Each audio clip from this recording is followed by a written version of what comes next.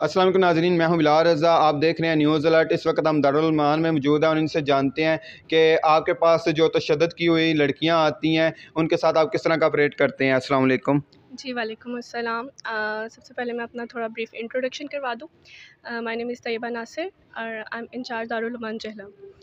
अच्छा, यहाँ पर वो ख़वातीन आती हैं जिन पर किसी भी किस्म का वायलेंस हुआ हुआ होता है और कोर्ट रेफर्ड केसेस भी होते हैं हमारे पास, और कोई भी खातून अपनी सेल्फ़ एप्लीकेशन में भी यहाँ पर एडमिट हो सकती है।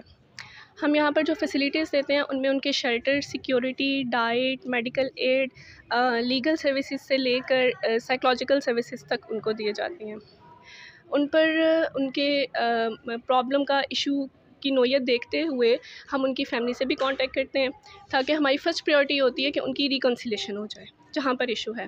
इन केस अगर ऐसा नहीं होता, वो किसी और लीगल सर्विस की तरफ जाना चाह रही होती है, फॉर एग्ज़ाम्पल वो डाइवोर्स लेना चाह रही है, तो उसमें हम उनको लीगल सर्विसेज देते हैं, उनको लॉयर प्रोवाइड किया जाता है और उनका केस फाइल किया जाता है।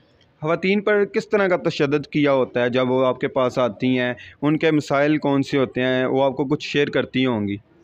यूजुअली जो हमारे पास यहाँ दारुल अमान जहलम में जो केसेस रिपोर्ट होते हैं उसमें डोमेस्टिक वायलेंस और फोर्स मैरिजेस के केसेस के, जो वालिदैन उनकी पसंद की शादी ना करें और ज़बरदस्ती कहीं पर शादी कर दें। चॉइस मैरिजेस के केसेस के, एक लड़की अपनी पसंद से कहीं शादी करना चाह रही है और उसको घर वाले उसकी इजाज़त नहीं दे रहे, तो इस वजह से भी वो घर छोड़ कर आती है। उसमें कितनी एज तक जो है ख़वातीन आपके पास आती हैं? हमारे पास जो हमारे एसओपीज़ के अकॉर्डिंग तो ये है कि हम 50 इयर्स तक ख़वातीन को यहाँ पर एंटरटेन कर सकते हैं, लेकिन जो एवरेज हम देखते हैं जो 20 से लेकर 30 एज की ख़वातीन ज़्यादा आती हैं। अपनी तरफ से भी उन्हें कोई आप वकील वगैरह करके देती हैं क्या?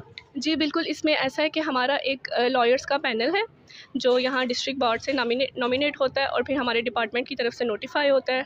10 लॉयर्स पे मुश्तमिल वो पैनल है और वो एवरी मंथ उनकी मीटिंग भी होती है, और जिस खातून के पास लॉयर की सहूलत मौजूद नहीं होती, जो बाहर से अपना लॉयर नहीं किया हुआ होता, फिर उनको हम प्रोवाइड करते हैं। ऐसी जो ख़वातीन आपके पास आती हैं, क्या उनके साथ उनके बच्चे वगैरह भी होते हैं?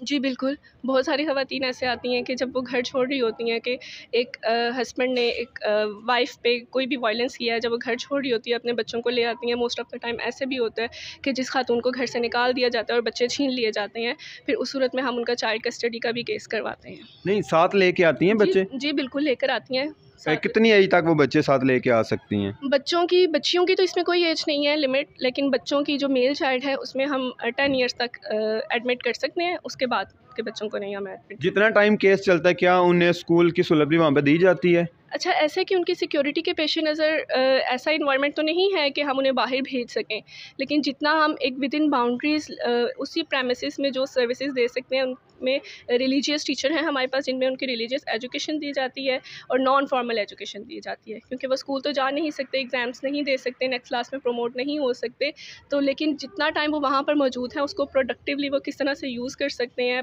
कुछ सीख कर।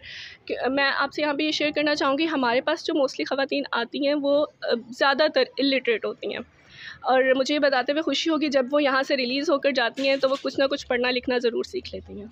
लास्ट पर आप ख़वातीन को क्या पैगाम देना चाहती हैं? मैं यही कहूँगी कि हमारे यहाँ पर राइट्स की बहुत ज़्यादा बात हो चुकी हुई है, स्पेशली आज के दिन के हवाले से हम 16 days of activism against gender based violence celebrate कर रहे हैं।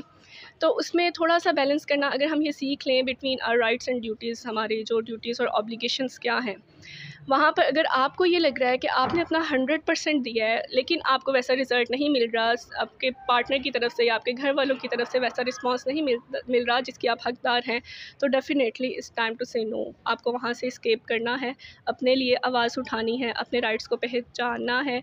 ज़ुल्म की भी एक हद होती है, आप किसी हद तक कुछ चीज़ बर्दाश्त कर सकते हैं। आज का दिन जो है, क्यों आज का दिन डिसाइड किया गया है, मनाया गया है? ये सिर्फ आज का दिन नहीं है, ये 16 डेज़ ऑफ एक्टिविज़म अगेंस्ट जीबीवी, जैसे मैं कह रही हूँ, हम 25 नवंबर से लेकर 10 दिसंबर तक एक पूरा स्केड्यूल प्लान किया है, जिसमें रोज़ाना कोई ना कोई एक्टिविटीज़ हो रही हैं। जैसे मैं दारुल अमान जहलम की बात करूँ तो यहाँ पर हमने इनके डिफरेंट सेशंस कंडक्ट करवाए हैं, जिसमें इनके इनहेरिटेंस लॉज़ पे अवेयरनेस सेशंस करवाए हैं, इनके फैमिली लॉज़ पे करवाए हैं, और इस्लामिक स्कॉलर्स को बुला कर के हमारे मज़हब में इनके लिए क्या-क्या राइट्स रिज़र्व हैं, वो किस-किस तरह इनको इस्तेमाल कर सकती हैं उस पे, और मुख्तलिफ़ कॉन्फिडेंस बिल्डिंग सेशंस कंडक्ट करवाए हैं और हमने इसी तरीके से जहलम की डिग्निटीज़ को इनवाइट किया ताकि वो अपनी सक्सेस स्टोरीज़ उनके साथ शेयर करें और उनको एम्पावर कर सकें और मोटिवेट कर सकें। जी नाज़रीन, बिल्कुल ख़वातीन पर तशद्दुद के हवाले से दारुल उलूम के अंदर भी काफ़ी प्रोग्राम करवाए जा रहे हैं और आगे भी जो ऐसे सेमिनार करवाए जाएंगे। अपने मेज़बान बिलाल रज़ा को दें इजाज़त। मज़ीद अपडेट जानने के लिए देखते रहें न्यूज़ अलर्ट। अल्लाह हाफ़िज़।